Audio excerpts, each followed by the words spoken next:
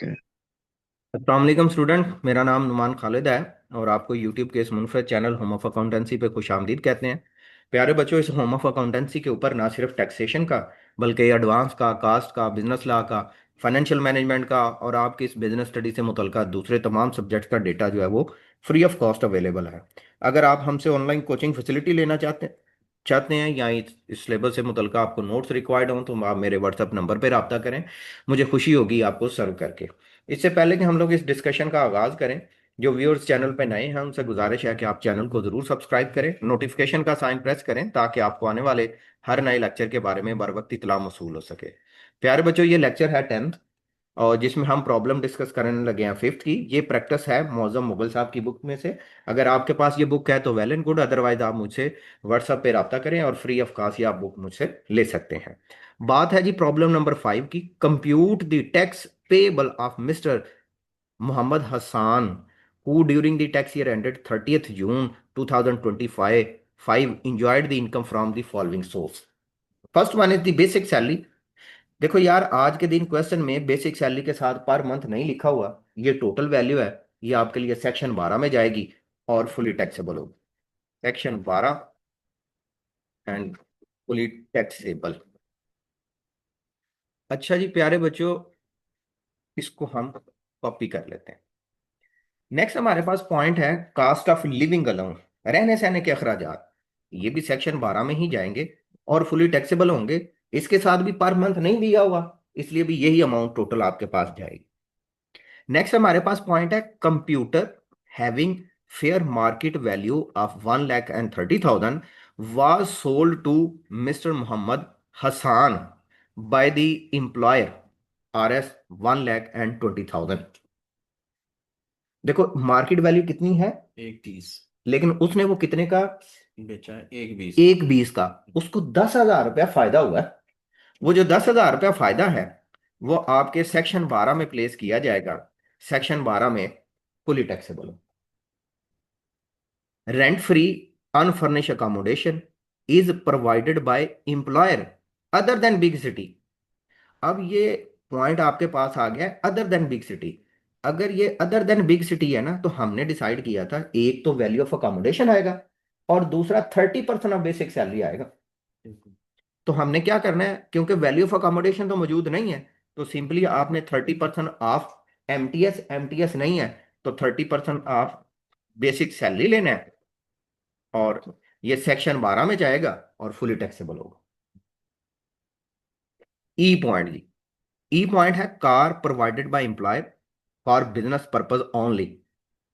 कि जो कार है वो सिर्फ और सिर्फ बिजनेस पर्पज के लिए प्रोवाइड की गई है। Car was purchase by employer for 6 lakh. जो कार है ना वो 6 लाख की परचेज की गई है।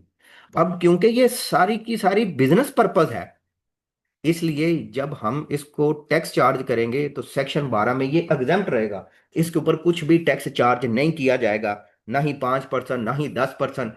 सो ये सेक्शन 12 में जाएगा, लेकिन ये फुली एग्जेम्प्ट रहेगा।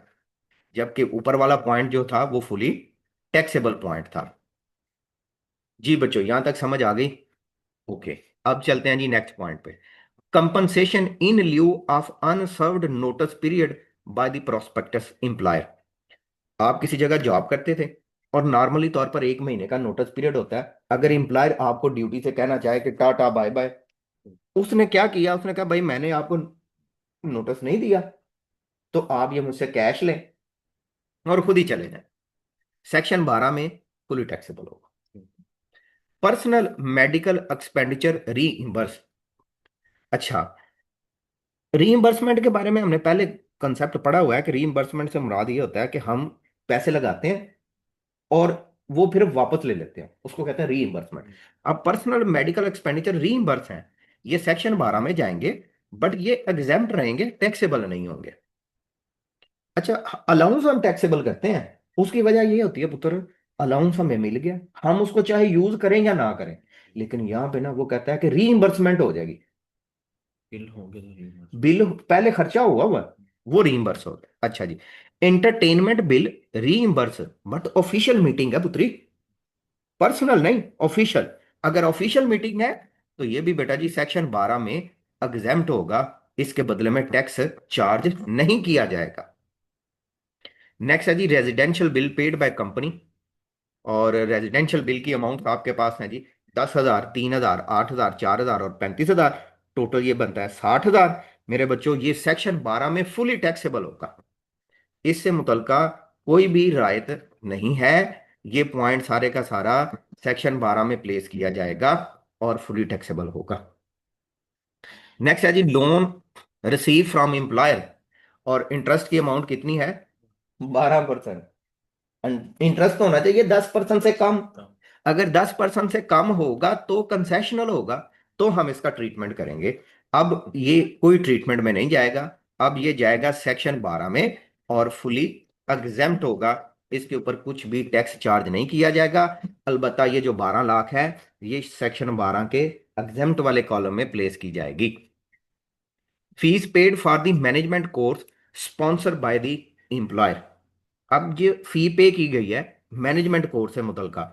जो मैनेजमेंट कोर्स है ना ये एग्जाम्प्ट होता है, ये इससे मुतलका कुछ भी टैक्स चार्ज नहीं किया जाता। ये सेक्शन 12 में जाएगा और ये सारे का सारा आपके पास एग्जाम्प्ट होगा। Nothing will be taxable, all amount will remain exempt. अच्छा जी, नेक्स्ट है जी हमारे पास profit on security issued by federal government. ये हमारे पास एफटीआर का पॉइंट है, ये फाइनल टैक्स रिजाइम का पॉइंट है। ये हमारे पास 15% के हिसाब से टैक्स चार्ज किया जाएगा। अच्छा प्यारे बच्चों, ये जो ग्रास है ना इससे मुराद ये होता है कि ये वाली अमाउंट जो है ये टैक्स डिडक्ट होने से पहले की अमाउंट है। नेट अमाउंट अगर कभी आए तो इसका मतलब है कि ये टैक्स डिडक्ट होने के बाद है। सर जी इसकी रिपोर्टिंग यहाँ पे करनी है। ये एफटीआर फाइनल टैक्स रिजाइम में जाएगा एंड और 15% के हिसाब से टैक्स चार्ज किया जाएगा। Cooking range provided by the company. अच्छा कंपनी ने हमें एक एसिड प्रोवाइड किया और एसिड का नाम है जी कुकिंग रेंज। अब उसने यहाँ पे ये नहीं कहा कि ये कुकिंग रेंज जो है वो एम्प्लॉयर की है और एम्प्लॉयर जो है वो उसको यूज करता है। इसका मतलब ये है कि ये कुकिंग रेंज हमें ही दे दी गई।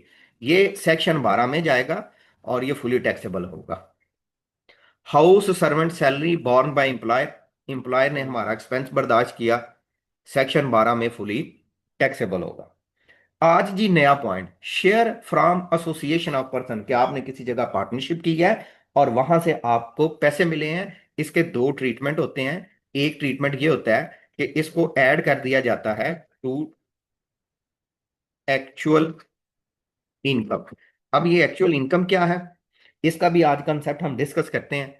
और दूसरा इसमें आप एक और पॉइंट करेंगे, टैक्स ऑन एक्चुअल इनकम। ये दो पॉइंट इसके मुताबिक हम लोग करेंगे।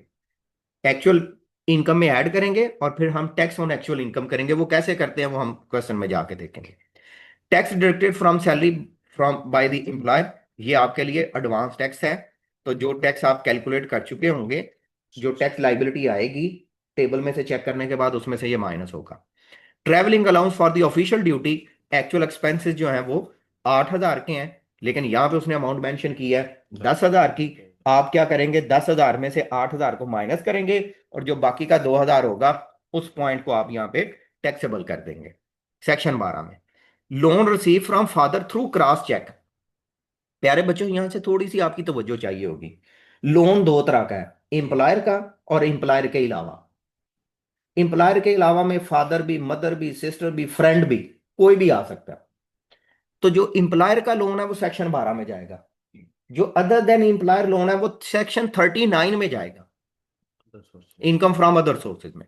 अब चलें जी सर जी, ये डिसाइड हो गया कि ये सेक्शन 39 में जाएगा। क्या ये टैक्सेबल होगा या एग्जेम्प्ट होगा? अगर तो ये क्रॉस चेक के थ्रू हो तो फिर ये एग्जेम्प्ट होगा, और अगर लफ्ज क्रॉस चेक ना हो तो फिर ये फुली टैक्सेबल होगा। सर जी ऐसा क्यों?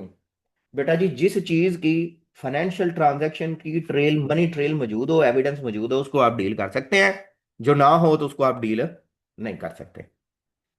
Tuition fees of 3 school children, 3 school के बच्चों ने ट्यूशन फी दी है। ये आपका एक्सपेंस है कि ऑनर ने या जो बंदा जिसके लिए आप ये काम कर रहे हैं, जिसके लिए आप इनकम टैक्स रिटर्न बना रहे हैं, इसके इसने 3 बच्चों की ट्यूशन फी दी है। मेरे बच्चों टोटल इनकम में से तीन चीजें लेस होती हैं। Welfare, worker welfare fund, tuition fee. Tuition fees और ज़कात। ये वो ट्यूशन फीस है। आज के दिन हम क्वेश्चन में इस ट्यूशन फीस का पॉइंट भी डिस्कस करेंगे, जो कि टोटल इनकम में से लेस किया जाता है। किस तरह से हम डील करेंगे, इसको हम लोग क्वेश्चन में जाके डिस्कस करेंगे। अच्छा जी, लंच। Lunch allowance. अच्छा, ये देखना ये है कि ये जो पर्सन है, ये किसी होटल एम्प्लॉय का तो नहीं था सेटअप, जहां पे होटल का सेटअप हो तो उसमें काम कर रहा हो। इसके क्वेश्चन के शुरू में देखें, इसका कोई नाम नहीं मौजूद, तो इसलिए ये सेक्शन 12 में जाएगा, फुली टैक्सेबल होगा। अच्छा जी, cash award granted by president of Pakistan. लो भाई, प्रेसिडेंट ऑफ पाकिस्तान से जो मिले वो भी सेक्शन 39 में जाएगा, इनकम फ्रॉम अदर सोर्सेज में, और एग्जाम्प्ट होगा। चीफ मिनिस्टर से मिले, वजीर आला से मिले तो टैक्सेबल होगा, अच्छा, सदर से मिले भी नहीं। सदर से मिले तो माफ। सेक्शन 39 रिमेन एग्जेम्प्ट, ये सेक्शन 39 में एग्जेम्प्ट होगा। अमाउंट कितनी है जी आपके पास ये? किताब। 80,000, 80,000। अच्छा जी, नेक्स्ट है जी, reimbursement of air ticket for vocation, cost of ticket is RS 1 lakh, और जो रीइंबर्समेंट है वो 35,000 की है। प्यारे बच्चों, वोकेशन हुई, छुट्टियां हुई, उसके लिए उन्होंने कहा भाई आप पैसे लगाएं और चले जाएं। आपने पैसे लगाया 1 लाख, कंपनी ने कहा कि हम आपको 35% माफ करते हैं। वो जो 35% माफ हुआ ना, वो सेक्शन 12 में जाना है और फुली टैक्सेबल होना है। जितनी अमाउंट रीइंबर्स हुई है ना, वो पोर्शन टैक्सेबल होना है, 1 लाख टैक्सेबल नहीं होना। Professional fee receive with holding tax deducted 6600, और टोटल अमाउंट उसकी है जी 60,000। अच्छा मेरे बच्चों, ये MTR का पॉइंट है, मार्जिनल टैक्स रेट इसके ऊपर चार्ज किया जाता है। लेकिन हम क्वेश्चन में डिसाइड करेंगे कि मार्जिनल टैक्स रेट क्या है, और मार्जिनल टैक्स रेट में के मुताबिक इसको कितना टैक्स लगेगा, और फिर हम डिसाइड करेंगे कि क्या ये नॉर्मल टैक्स रेट में जाना चाहिए या मार्जिनल टैक्स रेट में जाना चाहिए। अच्छा, इसको हम सॉल्व करना शुरू करते हैं, ये पॉइंट हम तब इसको परफॉर्म कर लेंगे। अच्छा जी, कोई पॉइंट रह तो नहीं गया? मेरे ख्याल से सारे पॉइंट हो गए। ओके, ले बच्चों इसको जी सॉल्व करते हैं जी हम कुछ इस तरह से, बल्कि सारे को आप कॉपी कर लें और उठा देते हैं जी इसको इधर से। मिस्टर हसाम मौजम जी, इसको आप स्प्लिट कर लें। राइट साइड पे हमने 2 कॉलम बनाने हैं, ले जी 2 कॉलम बना दिए। ये एक कॉलम, और ये बच्चों दूसरा कॉलम,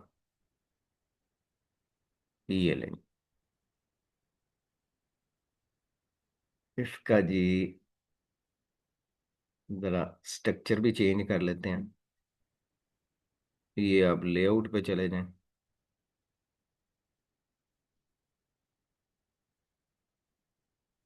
इनकम फ्रॉम सैलरी, ये हमारा पहला पोर्शन होगा।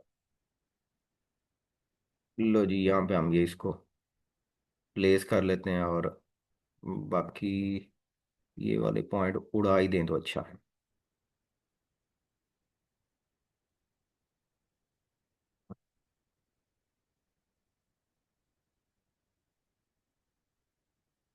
लें जी बच्चे, first point is the basic salary, और हम ये डिस्कस कर रहे हैं जी इनकम फ्रॉम सैलरी का पॉइंट, सेक्शन 12। प्यारे बच्चों, इसके बाद ना हमने इनकम फ्रॉम प्रॉपर्टी को डिस्कस करना है, जी। इनकम फ्रॉम बिजनेस को करना है, और कैपिटल गेन को करना है। अच्छा, इनकम फ्रॉम प्रॉपर्टी हमारा और बिजनेस जो है, ये बड़े छोटे छोटे से हैं टॉपिक, जी। ठीक है। और कैपिटल गेन थोड़ा सा टाइम कंज्यूमिंग होगा, फिर इसी तरह इनकम फ्रॉम अदर सोर्सेज करेंगे, और फिर हम उसके बाद देखेंगे कि जब हम टोटल इनकम कैलकुलेट कर लेते हैं तो उसके बाद कितने स्टेप्स होते हैं जो हमने परफॉर्म करना होते हैं, उसको डिटेल में करेंगे। वो लेक्चर आप जरूर मिस जो है वो अटेंड कीजिएगा, मिस ना कीजिएगा। अच्छा जी, अभी बेसिक सैलरी आपके पास अमाउंट कितनी थी? 9 लाख की। ये सेक्शन 12 में जाएगा और फुली टैक्सेबल होगा।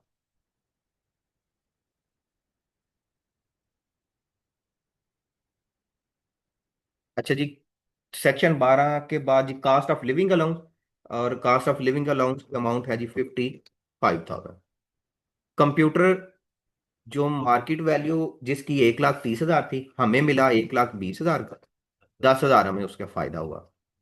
रेंट फ्री अनफर्निश अकोमोडेशन और प्रोवाइडेड है अदर देन बिग सिटी, तो आपने 30% लेना है बेसिक सैलरी का, और बेसिक सैलरी है आपके पास 9 लाख।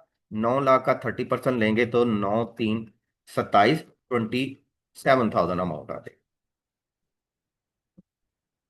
अच्छा जी बच्चे, नेक्स्ट है जी car provided by employ for business purpose only and car was purchase by employ for 6 lakh. प्यारे बच्चों, ये क्योंकि बिजनेस पर्पज है, इसलिए आप कार की वैल्यू को सिर्फ यहाँ पे एग्जाम्प्ट में लिख दें, कुछ भी टैक्सेबल करने की जरूरत नहीं है। Compensation in lieu of unserved notice period by the prospectus employ. तो अनसर्व्ड नोटिस पीरियड की जो अमाउंट है वो कितनी है जी आपके पास? 50,000, जी sir. 50,000। Personal medical bill reimburse, अच्छा जी ये तो एग्जाम्प्ट होते हैं। अमाउंट रशीद इसकी कितनी है बेटा जी? 75,000। 1,75,000। Entertainment bill reimburse but official meeting के हैं, जी सर। ये भी माफ हो जाएंगे। 50,000, 60। 60,000। Okay. Residential bill paid by employ, totally amount आप लिख दें, 60। डिटेल लिखने की जरूरत नहीं है। 60,000। लोन रिसीव फ्रॉम एम्प्लॉय, अब लोन की अमाउंट क्योंकि है तो ज्यादा, लेकिन जो लोन के ऊपर रेट चल रहा है वो कंसेशनल रेट नहीं है, इसलिए हम कुछ भी टैक्सेबल नहीं करेंगे। Fee paid for management course sponsor by employer, अच्छा ये क्योंकि मैनेजमेंट कोर्स है, ये भी हमारे लिए एग्जाम्प्ट होगा, टैक्स चार्ज नहीं किया जाएगा। अमाउंट आपके पास कितनी आ जाती है जी ये? 28,000। 28,000, 28,000। Profit on securities issued by federal government, इसका तलक सर जी आप कह रहे थे एफटीआर के साथ है, तो जब एफटीआर आएगा हम तब इसको डील करेंगे। Cooking range provided by the company, cooking range की अमाउंट लिख लें जी। कुकिंग रेंज की अमाउंट कितनी है आपके पास 30,000। जी? 30,000। 30,000, 30,000। House servant salary borne by employ, 40,000। 40,000। Share from association of person, ये आपने ऐड कर देना है किसमें? टोटल इनकम में, बल्कि एक्चुअल इनकम में। इसको भी अभी यार इधर लिख लेते हैं, share from association of person. अच्छा जी नेक्स्ट है tax deducted at source by from the salary, ये एडवांस टैक्स है, इसको भी अभी आप यहाँ पे लिख लो यार, बाद में डील करेंगे। ट्रैवलिंग अलाउंस, और ट्रैवलिंग अलाउंस की जो अमाउंट थी वो थी 10,000, लेकिन जो एक्चुअली आपके पास एक्सपेंस है वो है 8,000। दोनों का आप डिफरेंस ले लें तो आपके पास अमाउंट है 2,000। 2,000। लें जी बच्चे, नेक्स्ट हम पॉइंट करते हैं जी, लोन रिसीव फ्रॉम फादर, ये तो सेक्शन 39 में जाएगा जी, ये तो इधर आएगा ही नहीं। नेक्स्ट पॉइंट है जी ट्यूशन फीस, ये तो टोटल इनकम में से लेस होगी, यहां पे नहीं आएगी। अच्छा जी लंच अलाउंस जी, 25। 25,000, पूरी taxable. Cash award granted by president of Pakistan, ये भी सेक्शन 39 में है, यहां पे नहीं आएगा। जी बच्चे, reimbursement of air ticket, cost उसकी क्योंकि 1 लाख है, लेकिन रीइंबर्स अमाउंट जो 35,000 है, बस हमने उसको लिखना है। अब ये जो प्रोफेशनल फीस रिसीव है ना, इसको आप यहां से उठा लें, उठा के ना उसको यहां पे रख देते हैं, और देखते हैं कि ये इसका क्या करना है अभी, ये एडवांस टैक्स से पहले इसको अभी छोड़ देते हैं। अच्छा बच्चों, हमारे पास यहां तक करते करते जो अमाउंट आएगी वो इनकम फ्रॉम सैलरी है। सैलरी है। जी। अब इनकम टोटल इनकम नहीं है नहीं है। ये इनकम फ्रॉम सैलरी। सैलरी है। इसको आपने लिख देना जी,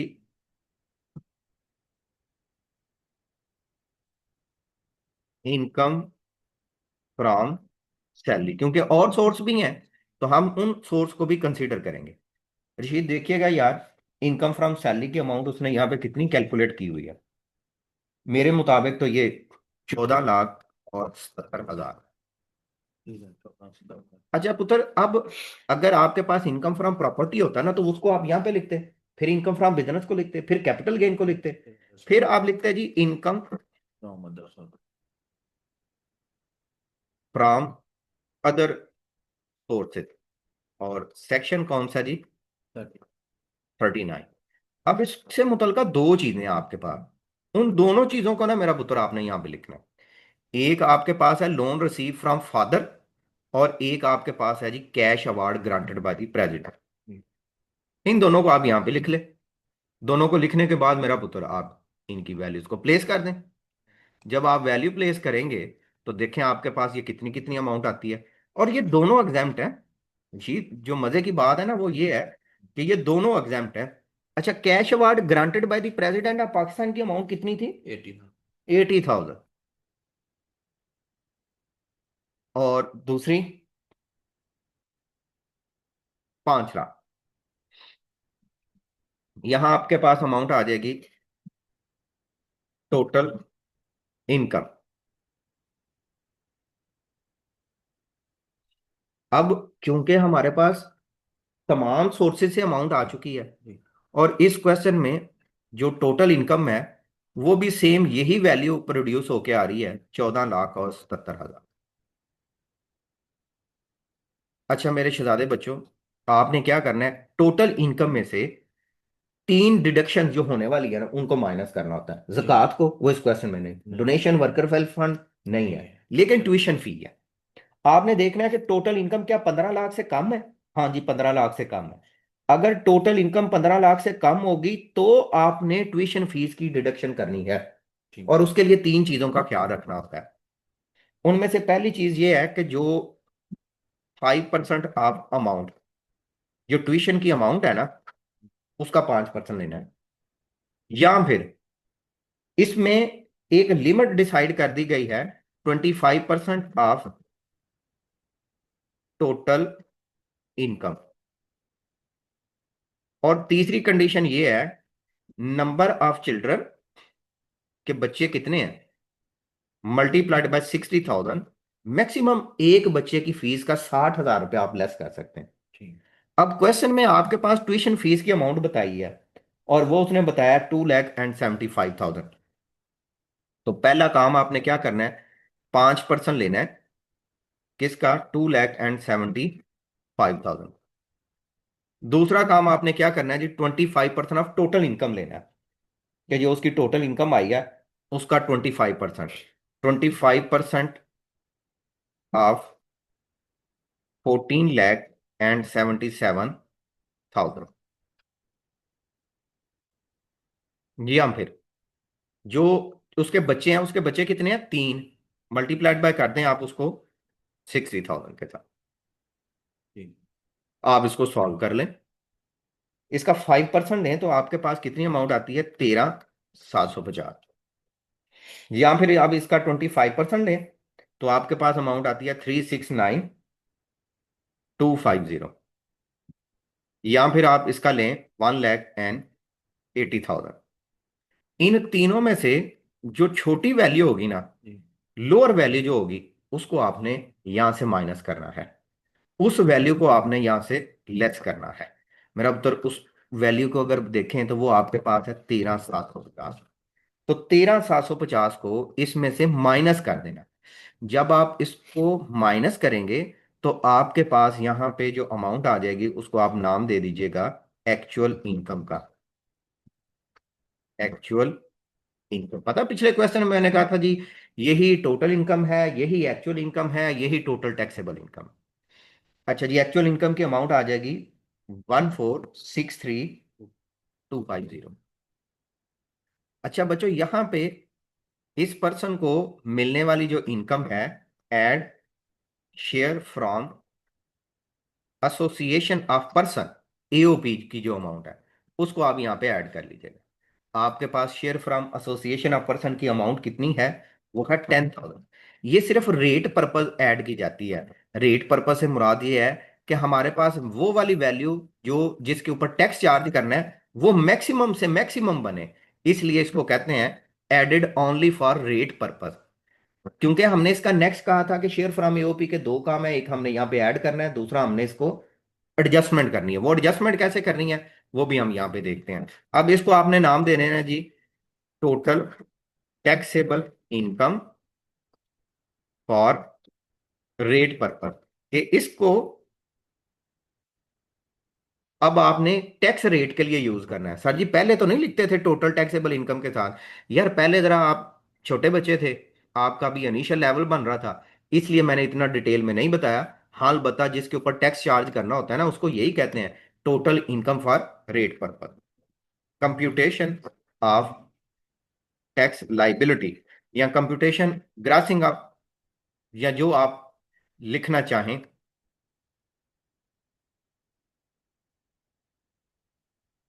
अच्छा जी, कंप्यूटेशन ऑफ टैक्स लाइबिलिटी की तरफ चलते हैं। अच्छा प्यारे बच्चों, सबसे पहला काम तो आपने करना होता है कि अपनी इनकम को देखना होता है, वो है 14 लाख। आपने इस टेबल में देखना है 6 लाख से कम तो नहीं, नहीं 6 से तो ज्यादा है, 12 से कम तो नहीं, नहीं 12 से भी ज्यादा है। जी। ये 30,000 रुपया फिक्स, जमा 15% अमाउंट एक्सीडिंग 12 लाख। उसको बेटा जी आपने यहाँ पे कुछ इस तरह से लिख देना है, जो पहले अमाउंट एक्सीडिंग है ना उसको सबसे पहले आपने लिखना है income tax up to 12 lakh. कि आपने 12 लाख तक फिक्स इनकम जो है वो यहाँ पे चार्ज करनी है। बेटा जी फिक्स इनकम आपके पास कितनी है? वो है 30,000।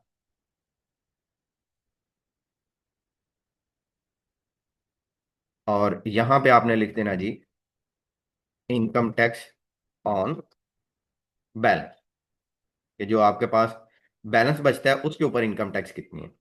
14,63,250 माइनस 12 लाख, जो डिफरेंस आपके पास बचेगा उसका आपने 25% ले लेना है। 25%। अच्छा प्यारे बच्चों, जो डिफरेंस आपके पास आ रहा है वो गालबन 2,63,250 रुपये आ रहे हैं। अच्छा सॉरी यार, यहाँ पे गलती कर दी हमने, यहाँ पे 10,000 ऐड करने से 73,000 हो जाएगा, और सेम यहाँ पे भी 73,000 हो जाएगा। जो डिफरेंस लेने के बाद अमाउंट आएगी उसका आपने 25% लेना है, 25% लेके आपने यहाँ पे ऐड कर देना है। ऐड करने से आपके पास वो अमाउंट आ जाएगी 40988। जब आप इन दोनों का एडिशन करेंगे तो ये आपके पास अभी अमाउंट आ जाएगी जी, जो ग्रास टैक्स की कैलकुलेट होके आई है। इसको आपने अभी आउटर कॉलम में नहीं लिखना, इनर कॉलम में लिख देना है 70988। ये अभी तक आपका टैक्स पे होने वाला नहीं है। जिस क्वेश्चन में share from association of person मौजूद होगा उसमें आप एक अजाफी काम और करेंगे, उसको आप नाम देते हैं tax on actual income. Sir जी आपने तो कहा था कि ये जो 10,000 रुपया है ये सिर्फ इसलिए ऐड कर रहे हैं ताकि हायर रेट की तरफ चले जाए। तो चले रेट डिसाइड हो गया कि 25% रेट लग रहा है, तो फिर अगर 25% लग रहा है तो इसका इफेक्ट कैंसिल कर दें।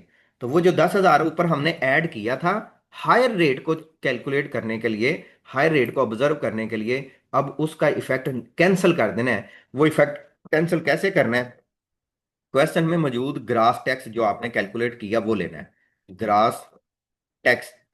इसको आपने डिवाइड कर देना है टोटल टैक्सेबल इनकम के ऊपर, और आपने इसको मल्टीप्लाई कर देना है एक्चुअल इनकम के साथ। मेरे बच्चों इसकी वैल्यूज जरा देखें कैसे कैसे आती हैं।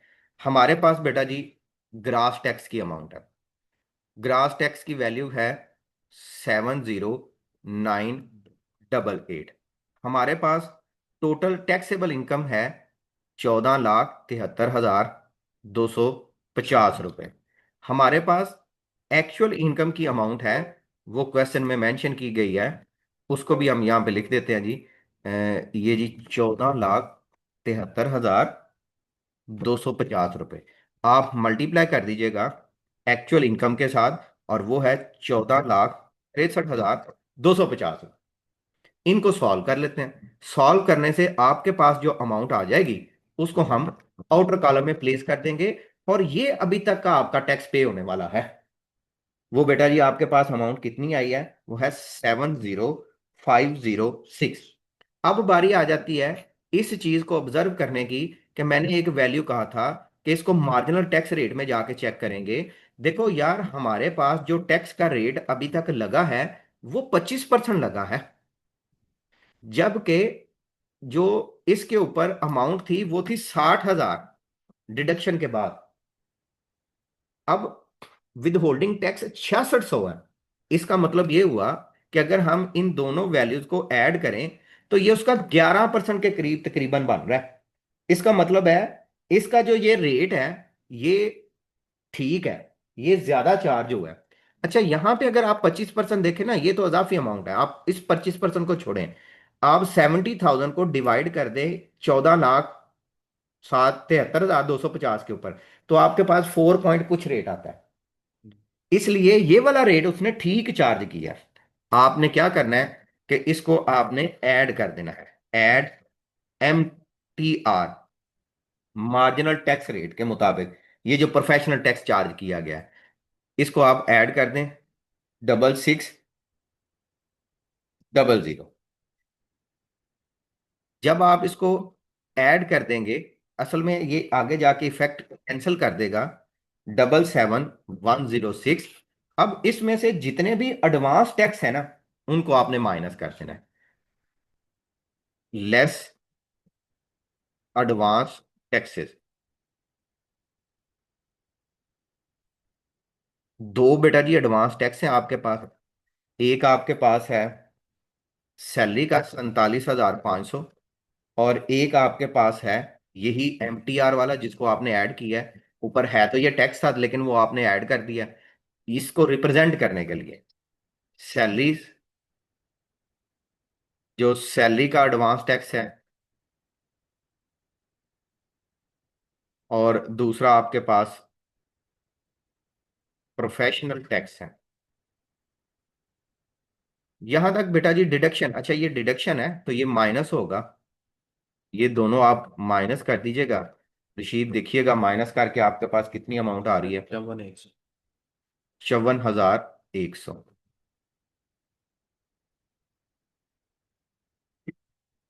ये 54,100 नहीं आ रही, ये 54,100 की गालबन डिडक्शन है।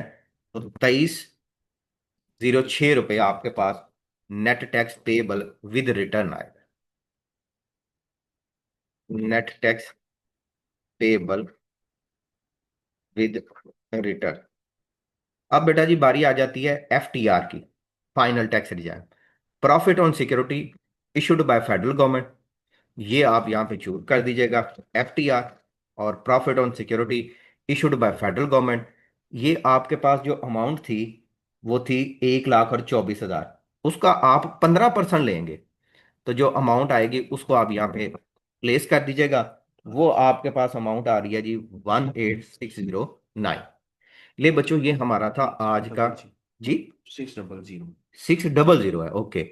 ये हमारा था आज का क्वेश्चन, जिसमें हमने कुछ नई चीजें डिस्कस की हैं। एक MTR को किया है, इसको हम डिटेल बाद में करेंगे। एक हमने इनकम फ्रॉम अदर सोर्सेज को किया है। एक हमने टैक्स ऑन एक्चुअल इनकम की बात की है।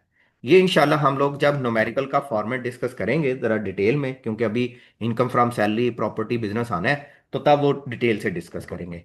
हाजिर होंगे बेटा जी नए लेक्चर में, तब हम लोग डिस्कस करेंगे अपने पास इनकम फ्रॉम प्रॉपर्टी को। तब तक अपना बहुत सा ख्याल रखिएगा, दुआ में याद रखिएगा। अल्लाह हाफिज।